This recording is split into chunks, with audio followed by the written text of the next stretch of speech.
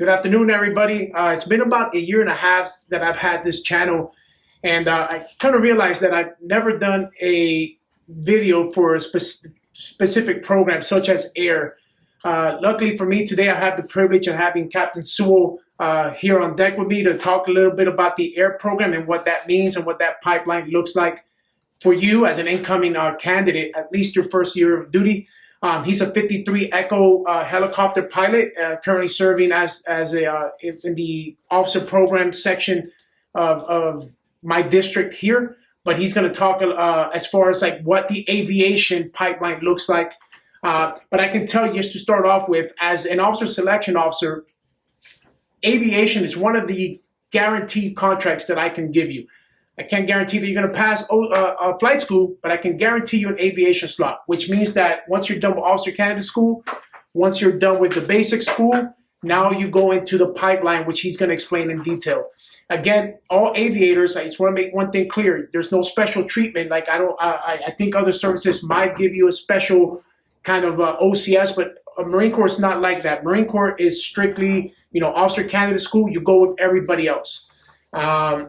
The basic school, you're training with infantry, future infantry officers. Aviators are as well. So there is no distinction between aviators and any other MOS leading up to the to flight school. But again, I'm gonna let call sign Magic. So I'm gonna address him as Magic. Aviators have their call sign. So Captain Sewell's code name is Magic. So I'm gonna let Magic kind of describe what that pipeline looks like after you contract with your officer selection officer, you pass OCS and the basic school.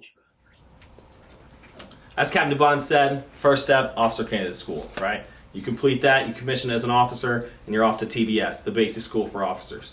All right, that's leadership, that's infantry tactics, and that's really the foundation for every Marine Corps officer. For those of us that go off down to flight school at that point, you complete TBS, you move down to Pensacola, Florida, and your first stage of flight school is aviation pre-flight indoctrination. All right, so it's 6 weeks of ground school. Okay, so you're going to start out, you're going to be doing aerodynamics training classes, engines and systems, navigation, aviation physiology classes. You're going to be doing swimming and survival. It's a lot of information in a very short period of time, and so it's very challenging, and it's challenging for a reason. All right, because if you can't handle it on the ground, then you're not going to make it when you get to the air. So we're really looking for hard work and study habits so that you can learn that information and be prepared as you then build the foundation for your entire career as an aviator in the Marine Corps and then beyond. The next step on the road to your wings of gold, as you finish API, is Flight Suit Friday. It's a big day. It's very exciting. Completion of API, you get to wear a flight suit for the very first time, and from that point on, this is your uniform of the day. It's very comfortable, and certainly that distinct look that Marine aviators wear everywhere we go. Basically, you either wear a flight suit or you wish you wore a flight suit. All right, so you finish API, you got your flight suit, you're looking good, you're feeling good. Now it's time to get into the meat and potatoes of flight school. All right, and that starts at primary flight training. That takes place either in Pensacola, Florida, and then also some will move to Corpus Christi, Texas. Either way, the training's the same. You're going to be flying the T-6 Texan II aircraft. This thing is sweet. Fully aerobatic. It's got a thrust to weight ratio that'll just knock your socks off. It's got ejection seats. You're going to be flying initial FAM type flights at first, learning how to take off and land, handle the systems in the aircraft, handle emergencies as they may come, so that you're fully prepared to then progress into flight training, where you're going to learn how to fly aerobatics. You're going to be doing clover leafs, split S's, Immelmans, all kinds of great maneuvers, and really flying an aircraft, and it's a blast. You finish that up, you'll be doing formation flying, as you see in the photo here, flying really close order formation to another aircraft with another flight student. Great training there. And then you'll transition into the instrument environment. How does that work? What does that look like? How do you get from A to B without actually ever seeing where you are, right? You're just in clouds the whole time. You learn how to do that right there at flight school. So at the end of primary, the first selection occurs. All right. So this can go one of 4 ways in the Marine Corps.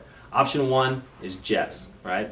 It's what everybody thinks they want to fly, and it certainly is, Top Gun, going fast, flying high, all that stuff. So a lot of folks are obviously very excited and looking to fly jet aircraft. So that takes place again in one of two places. It could be Meridian, Mississippi, or in Kingsville, Texas. You're going to be flying the mighty T-45 Goshawk. As you see in the photo here, it's got a tail hook, right? So you're going to do your initial carrier qualifications, taking off and landing onto a carrier. And it's really a great opportunity to train, very challenging training, and that's the initial phase for jet aircraft.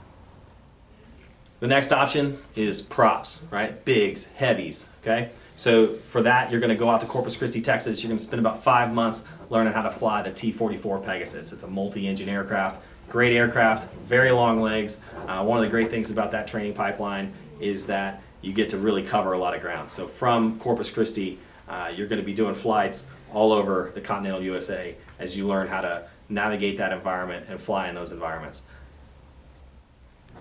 The next option is helicopters, obviously near and dear to my heart, flying low and getting down right there in the dirt. All right. So if you select helicopters, to be right there in Pensacola, Florida, 6 months of training. We're actually transitioning to a new trainer aircraft, the TH-73 Alpha.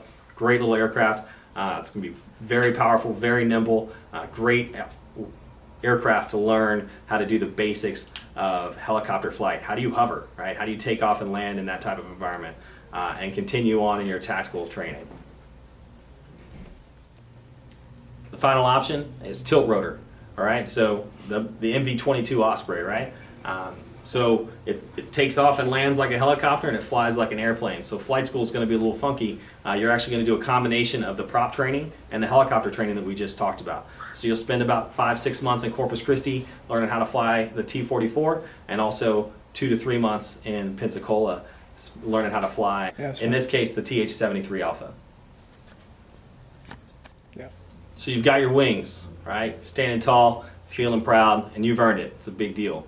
Right about that same time, you're going to have your final aircraft selection phase for those in the jets and the helicopter pipelines. So that's when you're going to find out what specific tactical gray aircraft you're going to be flying in the fleet.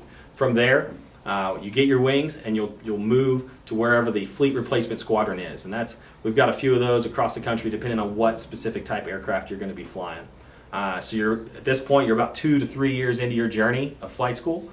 You're now a winged aviator, and off you go to the fleet replacement squadron. And that's where you're going to learn how to fly those tactical aircraft. Whether that be in the jet world, it could be F-18s or Harriers, and obviously the new Joint Strike Fighter, the F-35.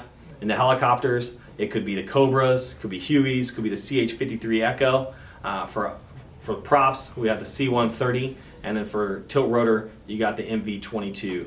And all great aircraft, great opportunities, and you're going to be able to, at the fleet replacement squadron, that's where you're going to learn how to fly that thing and how to begin to execute the mission sets in each one of those aircraft. So you finish up your time in the fleet replacement squadron, you're now basically qualified in your tactical aircraft.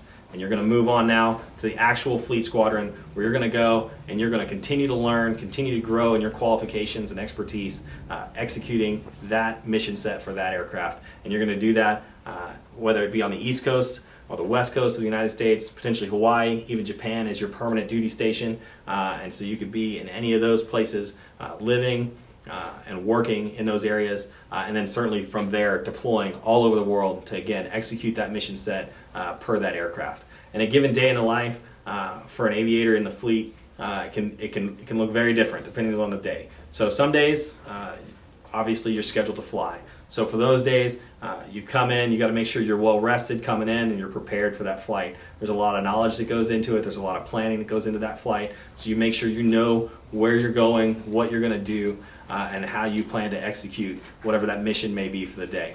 And also, you got to make sure you're prepared for any number of contingencies that could go wrong in a given day, whether that be something that goes wrong with your aircraft or something that goes wrong in the mission on the ground. And how are you going to handle that? So there's a lot of work and a lot of preparation that goes into making sure you're prepared for those immediate actions, such as a CASEVAC situation. Maybe somebody gets hurt and they need to be extracted and taken to further on medical care. What are you going to do? How are you going to handle that situation? Maybe you come in and you get to the landing zone for a helicopter, and maybe no matter how good your intelligence was, right, you get to the zone and it's just not tenable. It's just not what you need it to be so that you can execute the mission. Well, then what? What are you going to do? How are you going to make that work? And so there's a lot of work and a lot of preparation that goes into making sure you're ready no matter what happens in that given flight situation. Very challenging but also very rewarding when you go and you make it happen. On other days, you're going to have some days where certainly you're not scheduled to fly. On those days, you're going to have some sort of administrative responsibilities within the squadron. You could be the logistics officer for the squadron. You could be the communications officer. You could be the intelligence officer for the squadron. These are all billets I've held. You could work down in maintenance, where now you're in charge of the maintenance Marines that are working on that aircraft. And so you're making sure that they have everything that they need so that they're resourced and prepared and so that they can go out and actually do the work that they do, because it takes a lot of work to keep these aircraft flying and make sure they're safe for flight on a given day. And so it's really there's a whole lot of effort that goes around in a squadron to make sure that those aircraft are ready on a given day. And it really is, it's a beautiful thing when it's working the way it's supposed to, because again, you got just hundreds of Marines that are rallying together to make sure everything's rocking and rolling when the time comes to actually launch those aircraft. So again, thank you, Magic, for coming and talking about the aviation program. I know a lot of you guys are interested. You have questions. As always, my email it's always posted. Please contact me if you want me to connect you with Magic. I can do that as well. Also, he's got a tremendous power slide or a PowerPoint, not a power slide, a PowerPoint that he created.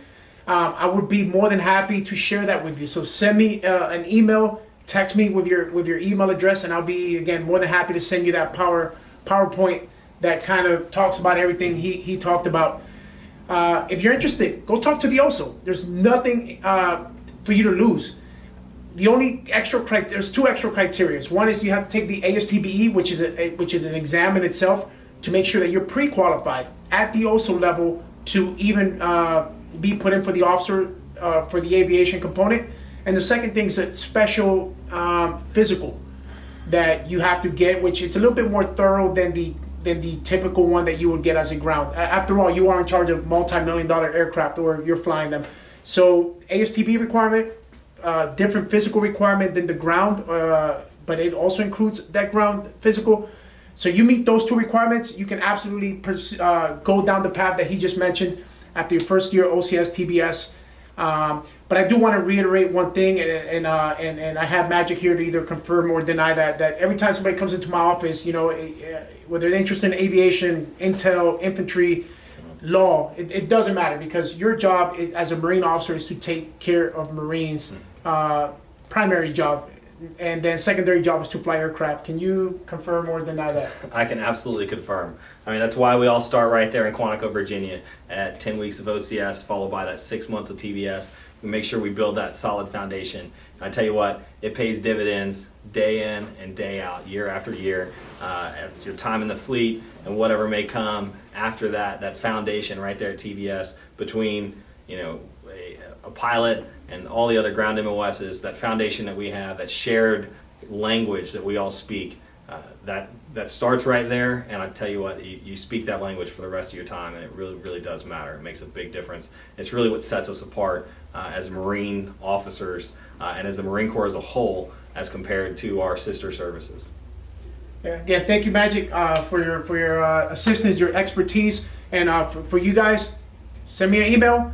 The new officer selection officer's on deck. I'm gonna do a video with him here in the near future. I can't wait to introduce you to him. But again, thank you, and shoot me a message, and or if you have anything for Magic, shoot it my way, and I'll make sure that he gets it. Thank you.